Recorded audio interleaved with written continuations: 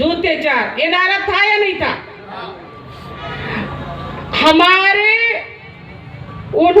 जिन्होंने पार्टी संस्थापक ने ये नारा दिया, और आज हम उस तिलक तराजू तलवार को, जिसको उन्होंने हमें निर्देश दिया कि इनको इतना दूर रखो, इतना दूर रखो, इनको जूते तक मारो, ये क्या निर्देश था? सेपरेशन था। ब्राह्मणों के साथ जो हमारे लोग चिपके हुए हैं, वो सेपरेशन था, अलग करने का।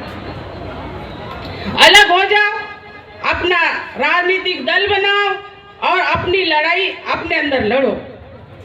लेकिन अब विचारधारा बदली है, हाथी नहीं गणेश है, कर सकते हैं, लेकिन हमें फिर से भिखमंगा बनाने की आदत ये लोग लगा रहे। इस देश में बाबा साहब ने कहा कि फ्री में कुछ नहीं मिलता, फ्री में कुछ नहीं मिलता, और मान सम्मान तो कभी नहीं मिलेगा।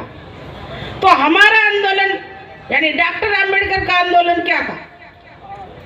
सेल्फ रिस्पेक्ट का, यानी खुद का रिस्पेक्ट और अपने समाज का रिस्पेक्ट।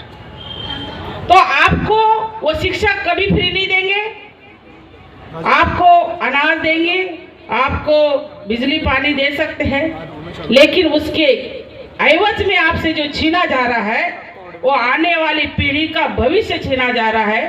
बढ़िया स्कूल को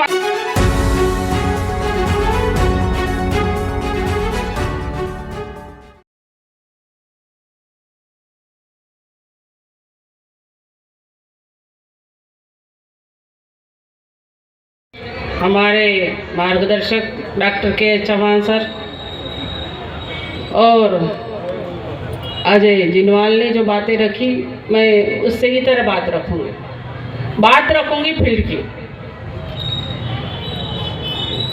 बात। जैसे कि अखाड़ा संजय सर ने बताया, हम भी अखाड़े में हैं, और जहाँ पर शेड्यूल कास्ट कॉन्स्टिट्यूंसी है वहाँ पर भी हम अखाड़े में हैं। अब शेड्यूल कास्ट कॉन्स्टिट्यूंसी यानी विधानसभा होगी, वहाँ सारे शेड्यूल कास्ट होंगे ही, अखाड़े में सारे शेड्यूल कास्ट होंगे। तो लोगों ने पूछा कि आप बट गए, आप बट गए। अरे भाई, हमने कहा कैसे बटेंगे? जितनी भी पार्टियां हैं उनको ये मैंडेट है कि आपने शेड्यूल कास्ट के ही उम्मीदवार को टिकट देना है, यानी उस विधानसभा में शेड्यूल कास्ट का ही व्यक्ति चुनाव लड़ सकता है। लेकिन दूसरी बात, इसका दूसरा पहलू ये है कि हमारा वोट कटता है, हम वोट काटते हैं, ये बातें आ रही है। तो हमने एक सवाल पूछा कि कुछ समय पहले हमारे पास हाथी वाला चुनाव चिन्ह था, मतलब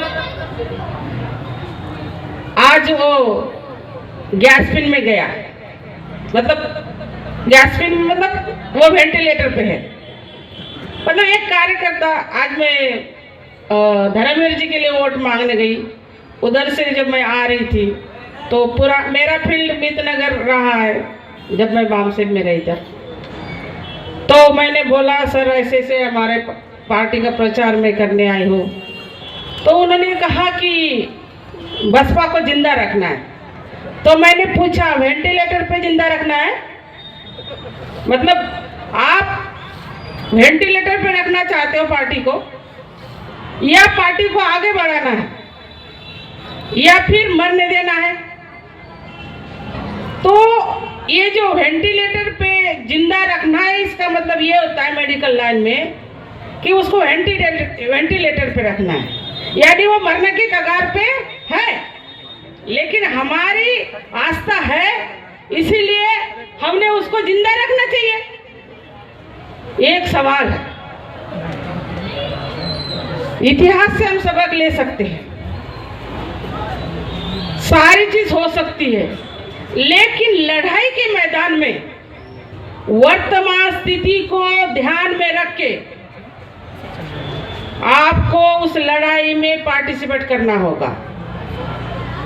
पीछे क्या हुआ बता दिया।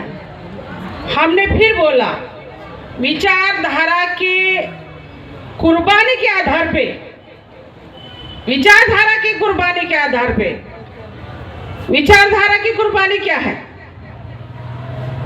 इस देश में दो विचारधारा रही है, बाबा साहब ने भी लिखा, एक श्रमण संस्कृति और एक ब्राह्मण संस्कृति, एक सूर वाली और एक असुर वाली। जो सूरा पीते थे वो सूर वाली और जो सूरा नहीं पीते थे वो असुर। यानी जो दारू पीते हैं वो ब्राह्मण आर्य ब्राह्मणी, जो सूरा मतलब यही होता है, और जो नहीं पीते थे वो असुर। तो मैंने कहा कि हमने उस पार्टी को क्यों जिंदा रखना है। उस पार्टी ने हमारी विचारधारा के साथ समझौता किया। उनके संस्थापकों ने ये नारा दिया, तिलक तराजू या तलवार इनको मारो जूते चार। ये नारा था या नहीं था? हमारे उन्होंने जिन्होंने पार्टी संस्थापक ने ये नारा दिया, और आज हम उस तिलक तराजू तलवार को, जिसको उन्होंने हमें निर्देश दिया कि इनको इतना दूर रखो, इतना दूर रखो, इनको जूते तक मारो। ये क्या निर्देश था? सेपरेशन था। ब्राह्मणों के साथ जो हमारे लोग चिपके हुए हैं वो सेपरेशन था, अलग करने का। अलग हो जाओ, अपना राजनीतिक दल बनाओ और अपनी लड़ाई अपने अंदर लड़ो। लेकिन अब विचारधारा बदली है। हाथी नहीं गणेश है, ब्रह्मा विष्णु महेश है। साथियों, ये बाबा साहब का नाम लेके उनके साथ दगा कर रहे, धोखेबाजी कर रहे हैं। क्यों? जो गणेश है, उनकी संस्कृति है, जो कुछ है वो असमानता पे टिकी हुई है, यानी समानता की विचारधारा पे वो टिकी नहीं है। कोई भी राजनीतिक पार्टी यानी बहुजन मूल निवासी समाज की पार्टी अगर अपनी विचारधारा से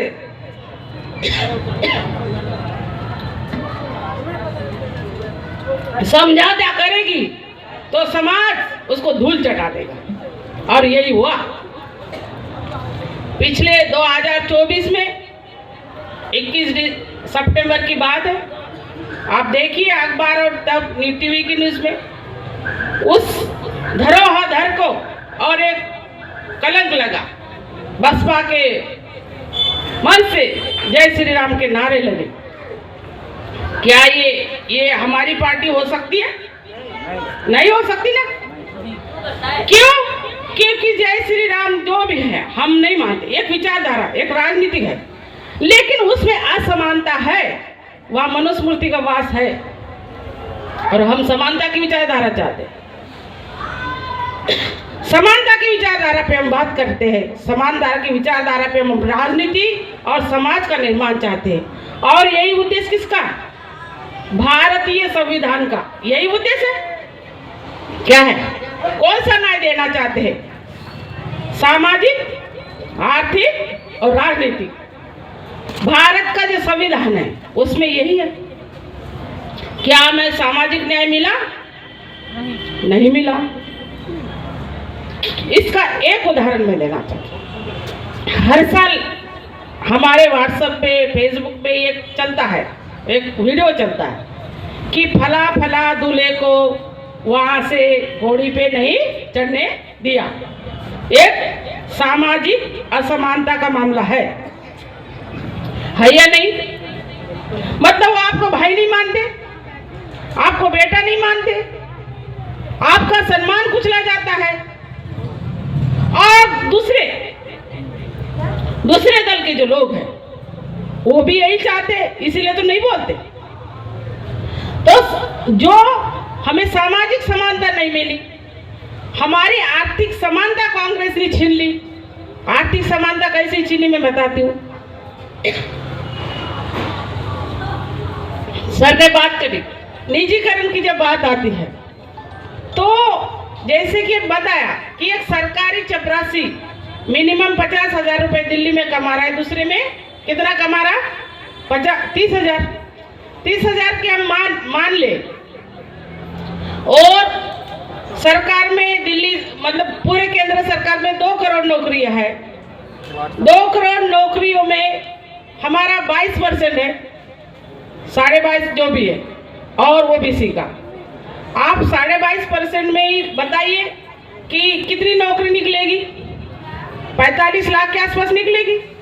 45 लाख गुना 30,000 भी करे तो महीने में कितना इनकम होगा? हमारे घरों में आएगा कि नहीं वो पैसा? वो आर्थिक असमानता कांग्रेस ने शुरू करी और बीजेपी वो लगातार चल रही है। जिस व्यक्ति को 1 लाख रुपए कमाना था वो 20,000 में आ गया है, और वो 20,000 में आके फिर आपको क्या दिया जा रहा है? फ्री बिजली और फ्री पानी और 5 किलो राशन। एक बोलते हैं ना 5 किलो राशन। आपको अगर 1 लाख की नौकरी मिलती है तो क्या बिजली पानी का खर्च नहीं उठा सकते? बिजली पानी का खर्च भी उठा सकते हैं और अपने बच्चों को अच्छा एजुकेशन भी दे सकते हैं, और हेल्थ के लिए जरूरत पड़े तो खर्चा भी कर सकते हैं। लेकिन हमें फिर से भिखमंगा बनाने की आदत ये लोग लगा रहे। इस देश में बाबा साहब ने कहा कि फ्री में कुछ नहीं मिलता, फ्री में कुछ नहीं मिलता, और मान सम्मान तो कभी नहीं मिलेगा। तो हमारा आंदोलन यानी डॉक्टर अंबेडकर का आंदोलन क्या था? सेल्फ रिस्पेक्ट का, यानी खुद का रिस्पेक्ट और अपने समाज का रिस्पेक्ट। तो आपको वो शिक्षा कभी फ्री नहीं देंगे, आपको अनाज देंगे, आपको बिजली पानी दे सकते हैं, लेकिन उसके एवज में आपसे जो छीना जा रहा है वो आने वाली पीढ़ी का भविष्य छीना जा रहा है। बढ़िया स्कूल कॉलेज का निर्माण नहीं होगा, और नहीं होगा तो हमारे लोग पढ़ेंगे नहीं तो विचार भी नहीं करेंगे। देखो फुले साहब ने इसका निष्कर्ष निकाला, विद्या भी न मति गई, मति भी न गति गई, गति भी न वित्त गए, और उसके मतलब नीति भी गई, गति भी गई, और शूद्रों का नाश हो गया, पतन हो गया।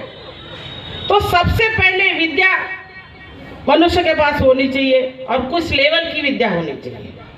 तो आपको बाबा साहब ने ये सब कहा, सब कुछ फ्री देंगे लेकिन बढ़िया एजुकेशन नहीं फ्री देंगे।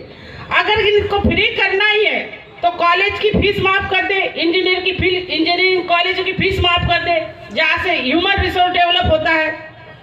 डॉक्टरों की फीस माफ कर दे। इन्होंने तो जहाँ 10 लाख में 4 साल डॉक्टर बनता था उसका 40 लाख कर दिया है। 3-4 साल में इतनी फीस बढ़ाई, इंजीनियरिंग कॉलेज की फीस बढ़ाई। तो आपको स्कूल कॉलेजों में चाहिए या फिर आपको फ्री चाहिए? अरे जिन्होंने तुम्हें पानी तक नहीं पीने दिया, हमें अछूत समझा ना। मतलब ये जो नलकूप थे या सार्वजनिक तालाब थे, उन्होंने तुम्हें पानी तक नहीं पीने दिया, क्या तुम्हें वो जिंदा रखना चाहेंगे सम्मान के साथ? क्या वो तुम्हें अच्छा एजुकेशन और अच्छा रोजगार दे पाएंगे? ये कदापि नहीं देंगे। हमारा समाज ये सोच रहा है कि जिस पेड़ को पानी दे रहा है, खाद दे रहा है, वोट दे रहा है, वो फल जब आएंगे तो उसको भी कुछ मिलेंगे। लेकिन साथियों गलतफहमी में मत रहना, वो फल किसी विशेष कम्युनिटी को ही मिल रहे हैं। फिल्म में हमने देखा, लक्ष्मीनगर विधानसभा से हमारी बहन है, उसने बोला कि मैंने झाड़ू के आम आदमी पार्टी को 12 साल दिए, लेकिन उन्होंने उनको टिकट तक नहीं दिया। उन्होंने टिकट तक नहीं दिया शेड्यूल कास्ट के महिला को। तो आप इसको सोचिए, क्या अपने समाज को फिर से भिखमंगा बनाना चाहते हो? आपने मुद्दों पे वोट देना चाहिए। एक एजुकेशन, एक समाज शिक्षा हमारी पार्टी का वो है उद्देश्य है, और इस देश को एक समानता और एक समानतावादी राष्ट्र बनाने का और एक संविधानवादी राष्ट्र बनाने का। इसी में संविधानवादी राष्ट्र बनाने में ही सभी का कल्याण होगा। आप सभी लोगों को मुद्दों पे वोट देनी चाहिए, मुद्दों पे राजनीति करनी सिखानी चाहिए, लोगों से बात करनी चाहिए और सही लोगों को वोट देना चाहिए और बहकावे में हमारे समाज को बिल्कुल नहीं आना चाहिए।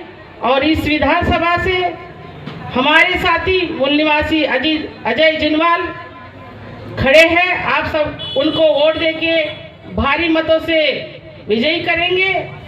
बाबा साहब ने कहा था कि भले ही तुम हार जाओ, इतनी ताकत रखना कि दुश्मन के सामने खड़े रहना।